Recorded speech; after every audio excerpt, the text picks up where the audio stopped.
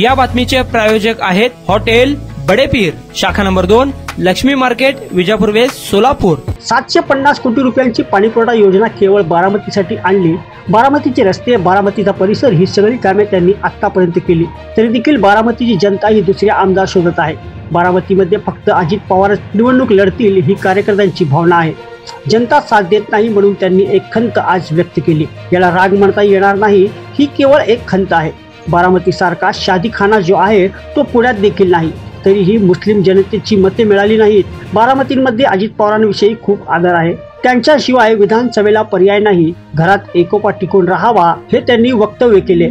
यावर संजय राऊत यांनी आव्हाडांनी तोंड सुख घेतले। अजित पवारांनी बारामतीचे नेतृत्व कायमस्वरूपी करावे हीच भूमिका आहे। त्याला राग म्हणता येणार नाही, ती खंत आहे की एवढ्या मोठ्या प्रमाणात आपण कामं करतो जनतेची, पण मग ज्यावेळेस खरी संधी येते जनतेतून निवडून येण्यासंदर्भात, त्यावेळेस जनतेने जे अपेक्षेनं लोकसभेला मतदान करायला पाहिजे होतं ते झालं नाही।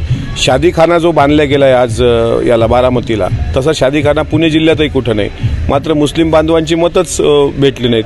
ह्या काही गोष्टीच्या खंत ज्या होत्या ते त्यांनी व्यक्त करून दाखवल्या, आणि म्हणून जर जनतेला वाटत असेल की बाबा मी नकोय असं ज्यावेळेस त्यांनी जनतेला अपील केलं, त्यावेळेस तुम्ही जनतेची प्रतिक्रिया पण बघा। बारामतीकरांमध्ये दादांच्याबद्दल प्रचंड आदर आहे आणि विधानसभेत दादांशिवाय बारामतीला सुद्धा पर्याय नाही। साहेब, एकंदरीत जे आता मध्यंतरी अजितदादांचं वक्तव्य आलं की कुटुंबात फूट पडली, चूक झाली किंवा बहिणीपासून दूर जाणं ही चूक होती बा, तर कुठंतरी त्याचाच हे असं की कुटुंबातली लढत टळली पाहिजे। दादा अत्यंत प्रामाणिकपणे बोलणारे आहेत। काल अहेरीला धर्मराव बाबा आत्राम यांच्या मतदारसंघात ज्यावेळेस ते जनसन्मान यात्रेच्या निमित्तानं आले होते, त्यावेळेस धर्मराव बाबांच्या विरुद्ध त्यांची कन्या भाग्यश्री आत्राम हे तुतारी गटाकडून निवडणूक लढतील असं ज्यावेळेस धर्मराव बाबांनी सांगितलं, त्यावेळेस त्यांना उत्तर देताना त्यांनी कुटुंबाचा दाखला दिला। मात्र लोकसभेमध्ये उमेदवारी सुनेत्राताईंना देऊन चूक झाली हे त्यांनी प्रामाणिकपणे चॅनलसमोर कबूल केलेलं आहे। आणि काल जे त्यांनी वक्तव्य केलं ते वक्तव्य की घरात सलोखा एकत्र राहावा, आता त्यावर जितेंद्र आव्हाड आणि संजय राऊत यांनी तोंडसुख घेतलं।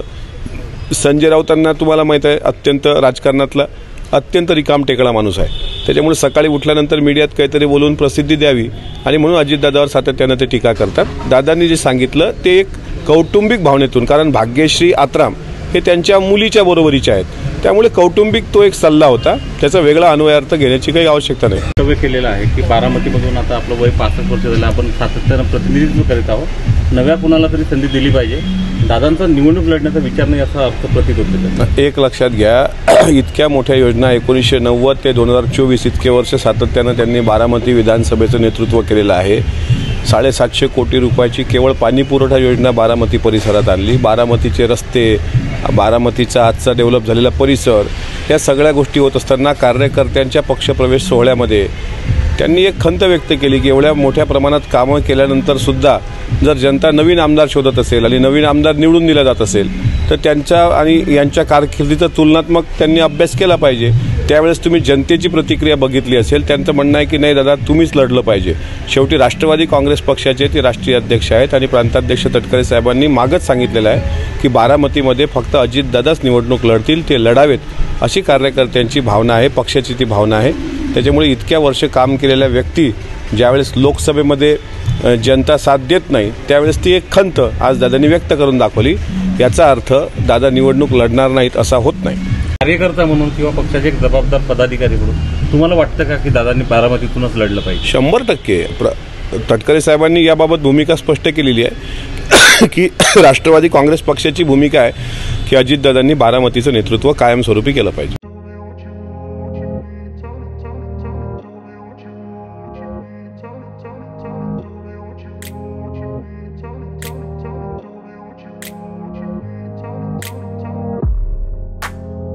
सोलापुरातील प्रसिद्ध hotel बडेपीर।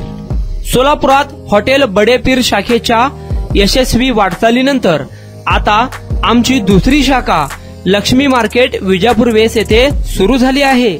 Mutton biryani, chicken biryani, mutton व चिकनचे विविध आयटम्स उपलब्ध।